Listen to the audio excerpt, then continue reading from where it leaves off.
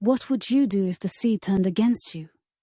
The hundreds of passengers aboard the SS Camorta faced this very question as their ship was caught in the wrath of a raging typhoon. It was a storm like no other she had ever encountered, one that refused to let the stalwart vessel slip from the fury of its grasp. Join us as we journey back in time to the Far East to walk the decks as a passenger liner sails to her doom.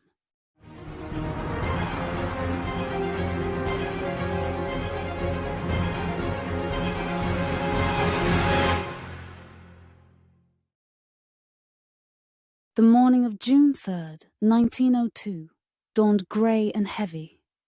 The crew of the SS Pune moved quietly, their voices subdued by the weight of the mission.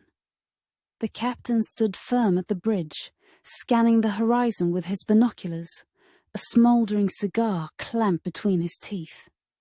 The first officer muttered a prayer under his breath as he leaned against the rail. Below deck, the engineer worked in silence, his thoughts consumed by the storm that had swallowed the Camorta. Then came the lookout's cry from high above in the crow's nest. "Masts off the port bow!" The crew surged to the side, their eyes locking on the sight. A pair of weathered masts rising 6 feet above the water. They had found her. The sad remains of the SS Camorta stood as silent sentinels, marking the spot where over 700 had departed this world into the next. The captain lowered his field glasses and spoke softly. "Mark the position. The search is over. We've found her." Next to him, the first officer removed his cap, bowing his head. The steady hum of the engines was the only sound as the crew stood in quiet reverence, the weight of their discovery sinking in. For the crew of the SS Pune, the discovery of the tombstone-like masts was a solemn moment. But it was only the end of the story, not the beginning. How did a vessel like the SS Camorta, strong and reliable, end up beneath the waves?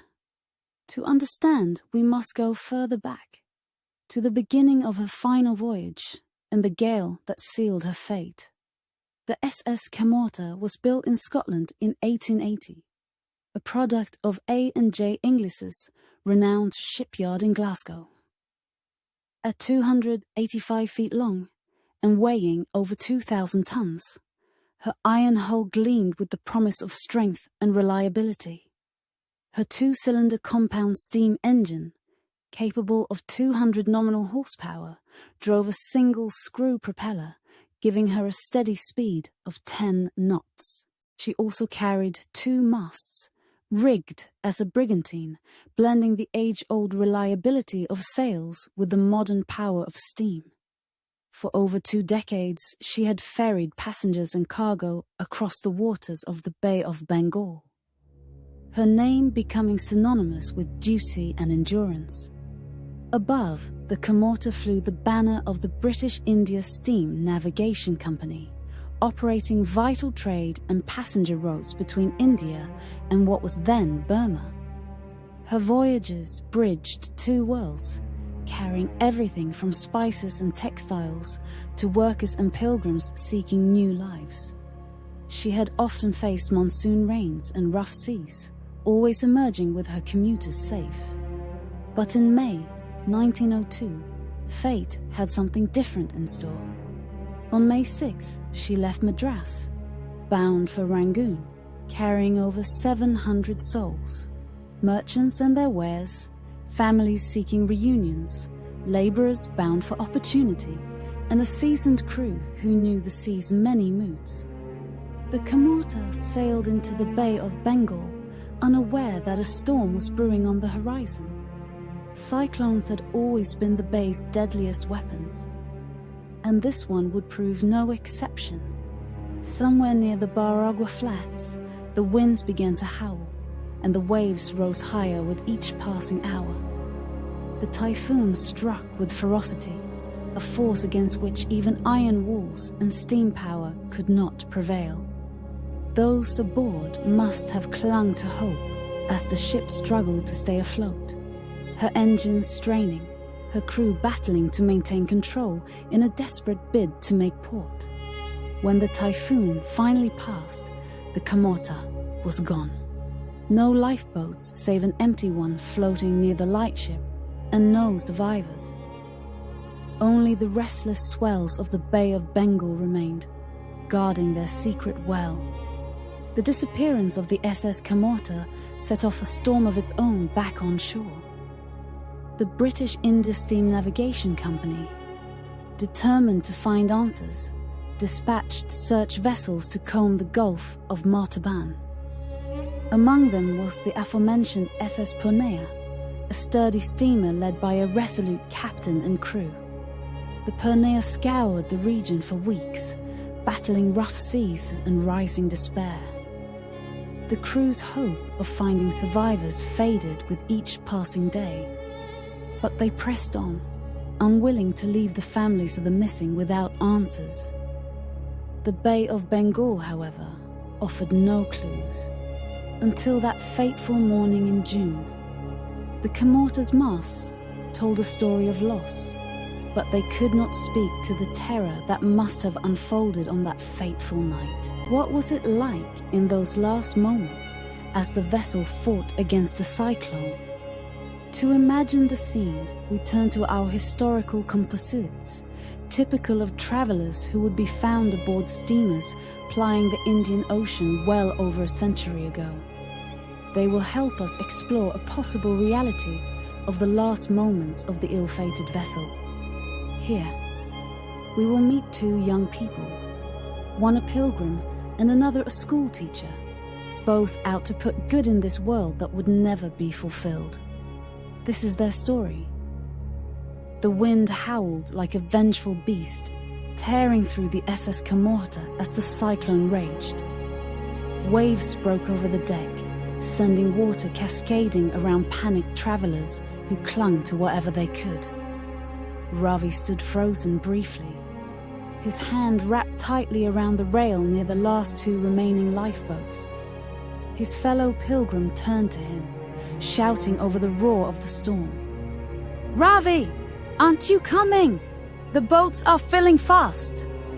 Ravi did not respond at first, his grip on the rail tightening as his heart pounded.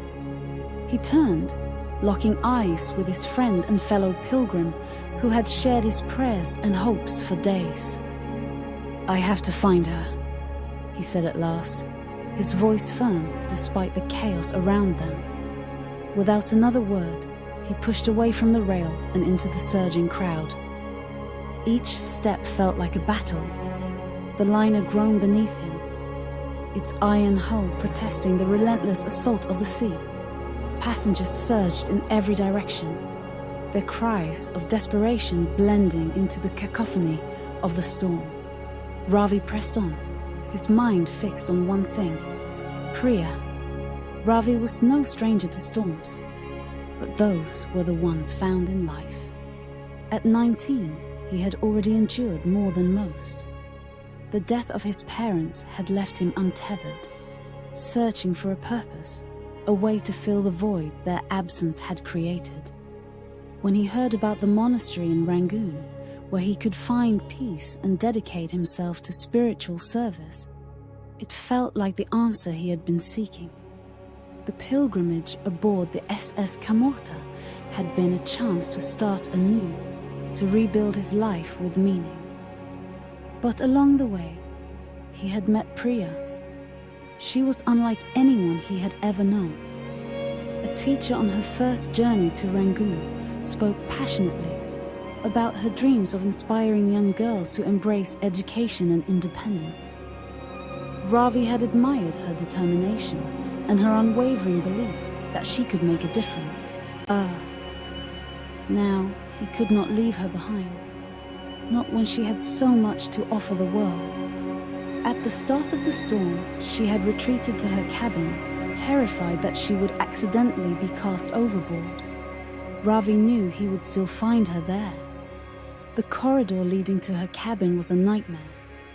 The ship tilted sharply, sending discarded luggage and people crashing against the walls. Ravi stumbled. his shoulder slamming into a bulkhead as he fought to keep his balance. Water seeped in through the lower decks, rising fast and carrying the acrid scent of salt and oil. He reached Priya's door and pounded on it with all his might. "Priya!" he shouted, his voice raw. "It's me, Ravi. Open the door." Inside, Priya sat huddled in a corner, her arms wrapped tightly around her knees. The storm's furies seemed to shake the walls of her small cabin, and she closed her eyes, trying to block it all out. Her journal lay forgotten beside her. The pages she had filled with dreams and lessons now soaked with seawater through a porthole that had been smashed open. She had come so far, leaving her family in Kerala to pursue her first teaching position at a missionary school in Rangoon. It was a chance to prove herself to inspire young minds. But now, that future seemed as distant as the calm shores she had left behind. The pounding on the door made her flinch. Ravi's urgent and unrelenting voice cut through the storm. She hesitated, fear rooting her in place. But his words reached her. "I won't leave without you." Her hands trembled as she rose and unlocked the door. Ravi stood there, drenched and determined, his eyes locked onto hers. "We have to go," he said, his voice steady, despite the chaos around them. "The ship is going down. I won't abandon you." She hesitated for only a moment before nodding. Grabbing her journal, she followed him into the tempest, emboldened by his company. The deck was a scene of chaos. Ticket holders scrambled for the last lifeboats, their screams piercing the roar of the wind and waves. Ravi held Priya's hand tightly, guiding her through the panicked mob. They reached the rail just as the last lifeboat was being lowered, overcrowded and swaying dangerously in the violent waters. Ravi froze as he spotted his fellow pilgrim aboard, the man's eyes meeting his in a fleeting moment of hope. "Ravi!" the man called out, his hand reaching toward him. But before Ravi could respond, a monstrous wave slammed into the boat, flipping it over. The passengers were tossed into the sea, their cries swallowed by the storm.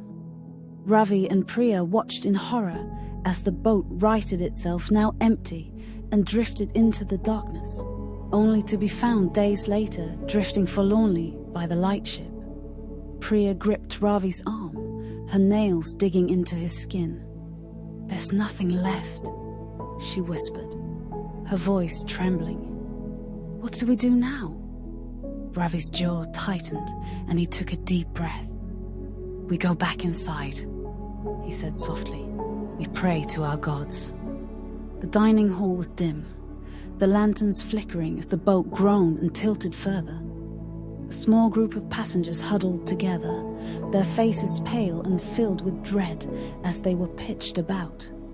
Ravi guided Priya to the center of the room, knelt, and took her hands in his. "Let us pray," he said, his voice steady, despite the fear threatening to consume him. The others joined them, their whispered prayers a fragile shield against the typhoon.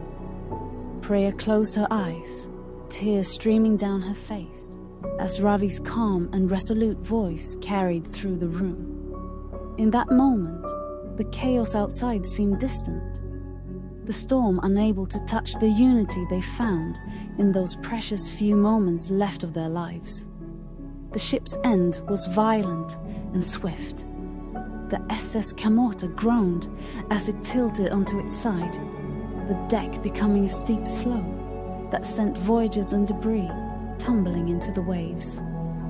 Ravi and Priya clung to a table bolted to the floor, their prayers now silent as the water rushed in. The transport shuddered one last time before plunging into the depths, dragging everything with it. The descent was disorienting, the force of the water pressing against the ship as it spiraled downward. On the sea floor, The Camorta landed on her side before settling upright, her iron hull groaning as it came to rest. As if refusing to be silenced, her masts swung upward through the water, breaking the surface. 6 feet of wood pierced the surface, appearing and disappearing in the storm, like spectral fingers reaching for the sky. Ravi and Priya, along with over 700 souls aboard the SS Camorta, were lost that day. Yet they found courage and faith amidst despair in their last moments. The ship's masts would remain above the waves for days, a haunting reminder of the lives claimed by the unforgiving ocean. Even today, the story of the SS Camorta echoes across time, a cautionary reminder of nature's wrath, and how in the face of it, it can lead to that mournful epitaph. The sea is my grave. My grave is the sea.